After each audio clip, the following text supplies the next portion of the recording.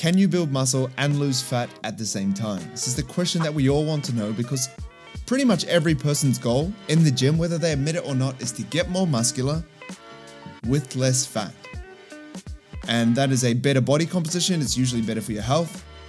And generally, it helps us to look better, which is most of the people that work out, it's what they want to achieve. So in this video, I'm going to break down what it takes to lose fat, how we build muscle with the best practices, what happens when you try and do it at the same time, who it might be for, who it might not be for, and then also my recommendation on how I think we should approach this process. So there he is.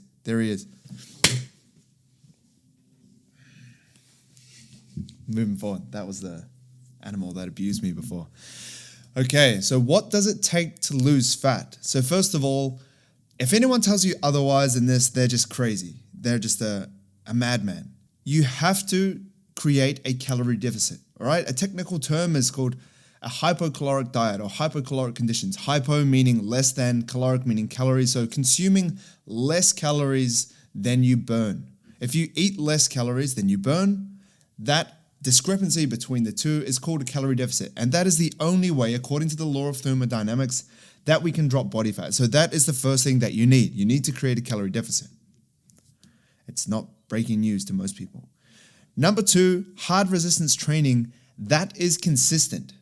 Okay, now this isn't essential to losing fat, but this is how we lose fat as opposed to lose weight. So if we just get into a calorie deficit, but we don't lift weights, maybe we just walk, just get on with our life, then we're going to lose weight. But that might be a mixture of muscle and body fat. However, if we put some hard resistance training in the mix, training close to failure within 1 to 3 reps in reserve, or even beyond failure with drop sets, rest pause methods, and these types of things, then we're going to maintain muscle, potentially build muscle, but more likely maintain muscle while we drop body fat. So now we're holding on to muscle, preserving that tissue, and dropping body fat. So we're not just losing weight, we're losing fat. The third thing is a high protein diet, and that also helps with the muscle maintenance side of things that I just talked about before. There's also other benefits, but the main thing is that it helps us hold on to our muscle and just lose pure body fat. And the fourth thing is adequate recovery. So we'll look at things like optimizing sleep. A general rule is to sleep 7 to 9 hours. That's a really good place to start. Stress management, not getting too caught up on stuff. A really key thing that people miss is like some people stress so much about the small details that stress on worrying about your fitness is actually worse than kind of being a bit more carefree about your fitness. I'm not trying to say that you should just bro it out and just train hard and eat steak, but sometimes worrying about smaller things that don't mean to, should I get 7.5 hours sleep or 7.6 or 7.65? You're getting too carried away here. We don't want to kind of stress over those small things, but overall just managing stress, right? And then not too much soreness. So that is just training with too much volume, training too intense for the level that you're at. That can kind of eat into your recovery. So those are the 4 things that we want to lose fat. To summarize it, calorie deficit, hard resistance training, a high protein diet, and adequate recovery. That is how we lose fat. So if you do that today, you will start losing fat today. Now, what does it take to optimize building muscle? Number 1, a calorie surplus. That is where it is optimized. Now, this doesn't mean that it's essential, but as you get more advanced, especially more towards the advanced side of things, but intermediate, less important, still important, but not as important as advanced. But then as a beginner, we'll talk about that soon, but it's not as important to get into a calorie surplus. But if we're talking about the intermediate to advanced lifter that's been lifting for 5 years, 3 years, hit a bit of a plateau, we want to make sure that we're creating a calorie surplus to optimize the muscle building process. That gives us a surplus, like a calorie surplus suggests, a surplus of energy to help us train hard and also recover hard, which is important. Number 2, hard resistance training, taking close to failure. Just like point number 2 on what we need to lose fat, the same thing is for building muscle, but it's even more essential because we cannot synthesize muscle out of just creating a surplus. We all know that the person that just sits on the couch and eats in a calorie surplus is just going to get fat. They're just going to get more fat than they are now because you need to lift weights to build muscle. You need to give your muscle a stimulus. If you create that stimulus of a calorie surplus, so the nutrition's ticked off, but you're not training, you will just get fat, and you will get the opposite of what we're trying to talk about today, which is building muscle and losing fat at the same time. You will be losing muscle and gaining fat, which is the opposite of what we want. So we need to be training hard and training consistently. Number 3, high protein diet. And number 4, we need adequate recovery. Once again, sleep, stress management, and not too much soreness. Not so crazy that we can't recover for our next session for that body part. So as you can see, what it takes to lose fat and what it takes to build muscle are relatively similar. The biggest difference is hypocaloric diet, which is the calorie deficit, or hypercaloric diet, which is a calorie surplus. So the calorie intake is the main thing that's the difference between losing fat and building muscle. So what happens when you try and do it at the same time? Will you eat at maintenance, which is the in-between of a calorie deficit and a calorie surplus? Calorie maintenance, or also known as TDEE, which stands for total daily energy expenditure. So we eat at maintenance and we train hard and we do everything else that we kind of talked about: hard resistance training, high protein diet, and adequate recovery. But the thing is, that's kind of like trying to save and spend money at the same time. It just doesn't really work. If you're trying to save up for a house, but you're also trying to shop, to dress really nice, and you just kind of don't really save any money at the end of the week, you're not really making progress towards that goal of buying a house. And that's kind of what it's like eating at maintenance and trying to build muscle and lose fat at the same time. You're not really optimizing any process. You're just kind of cruising, chasing your tail. Now, there are still benefits to eating at maintenance and training hard. It's good for your health. You can get stronger. But it's not moving you closer to the goal of losing fat and building more muscle. Like I said, getting stronger is definitely possible. Eating at maintenance and training hard is a great place to get strong, but we're not talking about that in today's video. Losing fat and building muscle simultaneously just isn't really the optimal way to go about things if you want to really seriously transform your physique, which is what this channel is dedicated to, right? So a bit of my story. I got down to a really, really stupidly low weight when I was, when was it? It was 2014. So that's like 10 years ago now. So I was 20 years old. I used to weigh 69 kilos. And that is 23 kilos under what I am now. So that is a lot of weight. I was the same height. Obviously hadn't been training as much, so I probably had less muscle, but 69 kilos. I'm like 90. I kind of fluctuate between 90 and 93, 94 kilos if I'm getting a bit chunky. That's kind of like my range. So 69 kilos is way, way, way, way under.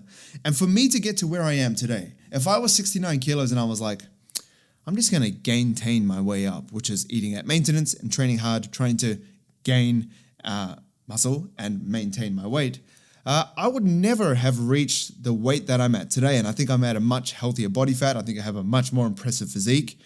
But maintaining my way, like trying to stay the same weight, I would still be 69 kilos and I would be a lot smaller. I would have a lot less muscle. I would be a lot less strong. So that's what I think the downside is to trying to maintain and eat at maintenance is you're never really going to change your body weight and allow your body to build more muscle, to have that excess in calories to actually synthesize more muscle and optimize that process. Now, can anyone do it at the same time? So this is me just pretty much throwing shade on trying to maintain, but there is a few select people that can do it at the same time. Beginners can do it. So if you're a beginner, you have this superpower, like going Super Saiyan on Dragon Ball Z, called newbie gains. And you smell muscle. You smell weights and you build muscle. You think of weights and you build muscle. You have a dream about training with Arnold Schwarzenegger and you have a bigger chest. Newbie gains is a real thing. If you haven't touched weights before and you jump into weights training, you can still build muscle and lose fat at the same time. So if you're in a calorie deficit to lose fat, but you're building muscle, that stimulus to growth for your muscles is so strong because you've never touched weights before that you can build muscle and lose fat at the same time. So if you're a beginner, knock yourself out. Number 2, coming back to training after 3 months or more off. So if you take a break, let's say you win the lotto and you go to Vegas for 3 months, 12 weeks, and you just gamble all your money away. You don't train because you're rich. Rich people don't need to train. And then you come back and you're poor and you're single because your wife left you because you lost all your money and you're trying to get back into it. If you start training again and you've taken that 3 months break off because you've been in Vegas, living the dream, when you come back and you start training hard again because you miss your ex-wife and she doesn't want you because you're small and scrawny, if you don't go back to the way that you were training before Vegas, but if you go back into training hard again, your muscles are going to have that muscle memory, and you're also going to tap into that kind of slight newbie gains again. So that's a really good thing. That's number 2. And number 3 is enhanced lifters. So this is when we're talking about performance enhancing drugs, jumping on the sauce, jumping on the Mexican supplements, anything you want to say. If you're enhanced, you have that potential, because your testosterone is literally tenfold, and all the other things that you want to put in your body can help as well. I don't know too much about it, but I definitely know that they can build muscle and lose fat at the same time. So those are the 3 people that are kind of exempt from this video. But this is what I think the best practice is for consistent, intermediate to advanced lifters, which is where I would put myself more so in the advanced category. I've been lifting for 16 years, but anywhere between 3 to plus years of training, this is how I think you should approach building muscle and losing fat at the same time. The first thing that I'll say is it has to be a different goal of building muscle or losing fat, instead of trying to hit 2 goals at the same time. So it's kind of like a bird in the hand is better than 2 in the bush. If you haven't heard that saying before, ultimately it's like if you have a bird, it's better than trying to get 2 in the bush. That isn't guaranteed, right? So if you just go for fat loss, you know that you can get it. If you just have the bird of building muscle, just take it, because it's guaranteed if we optimize the process. But if we think, there's building muscle and losing fat out there, I'm going to go for it and just kind of like ditch fat loss or ditch the muscle building bird and throw it away and go for it, you'll be chasing it for hours, going in circles for days, for months, for years, and your physique will just ultimately stay the same. We could be making much more progress if you just focus on one. So think of what is your priority. Do you need to get leaner right now, or do you need to optimize building muscle right now? What is the most important? And then dive in for that one. So in terms of timelines, what I would recommend is cutting for only 4 to 12 weeks. And that is, 4 weeks I would class as a bit of a mini cut. And 8 to 12 weeks I would put as more of a long-term cut. I wouldn't really go longer than 12 weeks, because when you do, diet fatigue starts to kick your ass. And then you just kind of start getting weaker, start hitting plateaus in your program, and just kind of, less enjoyment in life overall. So 4 to 12 weeks with a cut. And then if you're going to build, I would do that for a minimum of 12 weeks. And you can build for as long as you want, really, just as long as you don't get too fat. And then when you get too fat, you look at yourself in the mirror and kind of look down and you can't see your willy, then that's when you stop. And then you start going through that 4 to 12 week cut phase once again. So 4 to 12 week cut, 12 week minimum build to whatever, 6 months build, 1 year build, 2 year build. The leaner you start the build, the better, because it gives you more of a longer time to be in a surplus to build muscle. And then when you can't see your willy, you start cutting again. Now, what I also like to do is kind of tailor your schedule of when you want to look lean to where your cuts are. So let's just say Christmas is coming up, and let's say you want to look good at Christmas. Over here in Australia, it's hot, it's sunny, everyone's having barbecues. You might, go down to the beach to play in the sand with your nephews and your nieces and go for a swim, play some cricket on the beach, all that type of stuff.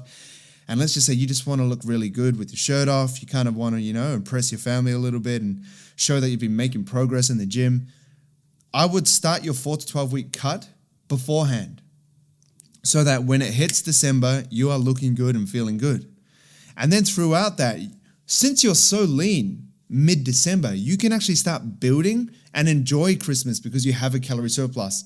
And New Year's Eve, the holiday season, you can enjoy that and actually have more calories, but you're prepared. So then when you kind of look forward into your next 6 months of training and even 1 year of training, it depends how much you want to zoom out, you can get an understanding of like where you want to be lean and where you can afford to build and put on more body fat when you're optimizing building muscle. So you might be like, okay, I want to be lean during Christmas.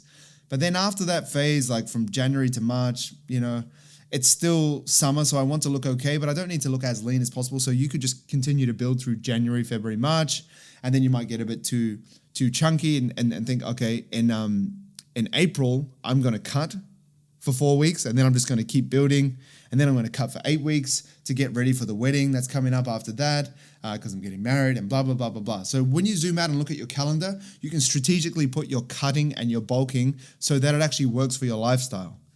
That's something to think about when you're looking at cyclically bulking and cutting, because it's very important. How we look and how we feel does affect our confidence, and it does, impact how we live our life. So those are things to consider. But the best thing to build muscle and lose fat at the same time is definitely doing it one by one, unless you are one of 3 beginners coming back to training after at least 3 months off, or you are enhanced. So if you do want to build muscle and lose fat, you can do that with Team Rock Ashby. That's the business I run. That's my coaching business. I train people all over the world. I train people one-to-one with personalized online premium coaching. I also have one-off workout guides like the 16-week male guide. I have a beginner's guide. I have a male guide part 2. And then I also have Built by Brock, which is like a subscription that you join, and there's new programs every month that you can go through, and you're like involved in a community. So there's lots of different options. If you do want to transform your body, the link's in the description for all of them. And if you enjoyed this video, we're going to put one right here that you enjoyed. YouTube thinks, yeah, look, this is the video that you're really going to like. It could be good. It could be better than this. It might not be, but it's according to what you've been watching. So check that out, and I'll see you in the next video. Cheers.